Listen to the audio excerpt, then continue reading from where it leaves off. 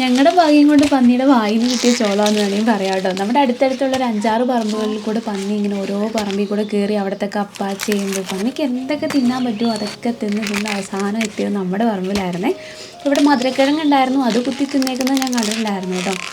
അത് കഴിഞ്ഞ് മധുരക്കിഴങ്ങ് ഫുള്ള് തിന്നതുമില്ല, തിന്ന് തീർത്തടുത്ത് ചോളം തിന്നേനെ. അപ്പോൾ നമ്മുടെ ഒരു ചേട്ടൻ മോട്ടർ ഇടാനായിട്ട് നമ്മുടെ പറമ്പിലോട്ട് കയറിയതും പന്നി പേടിച്ചോടി. എന്തായാലും ആ ചേട്ടനൊന്നും പറ്റിയില്ല. അല്ലെങ്കിൽ പന്നി രാവിലെ ഈ ചോളം നിന്നുണ്ടായിരുന്നു, വെളുപ്പിനെയായിരുന്നു കേട്ടോ. ഇതൊന്നും ചോളം ഓടിക്കാൻ പോയ സമയത്ത് ഞാൻ അറിഞ്ഞില്ല. മധുരക്കിഴങ്ങ് കുത്തി തിന്നേക്കുന്നത് ഞാൻ കണ്ടിട്ടുണ്ടായിരുന്നു കേട്ടോ. കുറച്ച് നേരം കഴിഞ്ഞപ്പോഴേ ചേട്ടൻ പറഞ്ഞത് രാവിലെ പന്നി ഉണ്ടായിരുന്നു അവിടെ. കുറച്ചുകൂടെ കഴിഞ്ഞായിരുന്നു ചോളം മൊത്തം നിന്നിട്ടുണ്ടാവുന്നത്. മൊത്തം തിന്നോട്ടോ, ഒന്നും ബാക്കി വെച്ചേക്കില്ല. അത് പന്നികൾ നമ്മൾ ഫെൻസിങ് ഒക്കെ ചെയ്തിട്ടുണ്ടെങ്കിൽ പോലും അതിൻ്റെ ഇടയിൽ കൂടെ എങ്ങനെയൊക്കെ കയറി വരുമോ. രാവിലെ ചോളം പൊളിച്ചത് പുഴുങ്ങാനായിട്ട് വെച്ചു. പിന്നെ കുറച്ച് അരിനെല്ലിക്ക കൊണ്ടുവന്നുണ്ടായിരുന്നു കേട്ടോ. അതൊന്ന് നോക്കി പെറുക്കി വൃത്തിയാക്കി എടുക്കണം.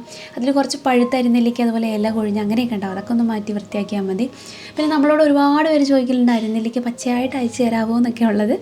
നമുക്കിത് പെട്ടെന്ന് നാശമായി പോട്ടോ അരിനെല്ലിക്ക. അതിൻ്റെ പുറമേ ഒരു ചെറിയൊരു ചതവ് കിട്ടിയാൽ പോലും അത് പെട്ടെന്ന് നാശമായി പോകും. നമ്മൾ കൊണ്ടുവന്നു കഴിഞ്ഞാൽ ഒന്നെങ്കിൽ അന്ന് തന്നെ, അല്ലെങ്കിൽ വൈകിയാണെന്നുണ്ടെങ്കിൽ പിറ്റേ ദിവസം തന്നെ അത് കഴുകി വെള്ളവും കളഞ്ഞ് ഉപ്പിലിട്ട് വെക്കും കേട്ടോ. നമുക്ക് അയക്കാൻ പറ്റുന്ന ഒന്നല്ല. ഇപ്പോൾ അരിനെല്ലിക്ക അച്ചാറൊക്കെ നമ്മുടെ വെബ്സൈറ്റിലുണ്ട്.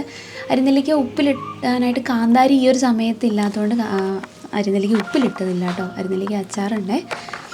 ചോളമൊക്കെ കഴിച്ചിട്ട് പിന്നെ ഗ്രാമ്പു പറിക്കാനായിട്ട് വന്നതാണ് കേട്ടോ. ഗ്രാമ്പു കറക്റ്റ് മൂപ്പാവുന്ന സമയത്ത് തന്നെ പറിച്ചെടുക്കണം. കുറച്ച് ആദ്യമേ ആയ ഗ്രാമ്പു ആയിരുന്നു കേട്ടോ ഇത്. ഈ ഗ്രാമ്പൂവിൽ തന്നെ പൂത്ത് വരുന്നൊരു സമയമുണ്ട്. പൂത്ത് പോയ ഗ്രാമ്പൂവിൻ്റെ ആ ഉള്ളിൽ മണമൊക്കെ അങ്ങ് പോകും കേട്ടോ. ഒരുപാട് പൂത്ത ഗ്രാമ്പൂ എവിടെ നിന്നാണെങ്കിലും വാങ്ങാതിരിക്കുമായിരിക്കും നല്ലത്. പൂത്ത് കഴിഞ്ഞാൽ ഒരു വെള്ള കളറായിട്ട് വരുന്നത്. അപ്പോൾ അതിൻ്റെ മണം നന്നായിട്ട് വരും. പക്ഷേ അതിൻ്റെ ഉള്ളിൽ ഗ്രാമ്പൂവിന് മണവും ഇതൊക്കെ കുറവായിരിക്കും. ഗ്രാമ്പൂവിൻ്റെ തണ്ടിനും ചെറിയ വില കിട്ടുന്നതുകൊണ്ട് തണ്ടും നമ്മൾ ഉണക്കാനായിട്ട് ഇടുന്നുണ്ട് കേട്ടോ. ഗ്രാമ്പൂ, ഏലക്ക, അതുപോലെ തന്നെ അച്ചാറുകൾ, കണ്ണിമാങ്ങ അച്ചാർ, അങ്ങനെ കുറച്ച് അച്ചാറുകളൊക്കെ നമ്മുടെ വെബ്സൈറ്റിൽ അവൈലബിൾ ആണ്. വെബ്സൈറ്റിൻ്റെ ഇത് ഞാൻ സ്ക്രീനിലായിട്ട് കൊടുക്കാം കേട്ടോ. ആർക്കെങ്കിലും എന്തെങ്കിലും പ്രൊഡക്റ്റ് വാങ്ങാനുണ്ടെങ്കിൽ ഒന്ന് ചെക്ക് ചെയ്ത് നോക്കണേ.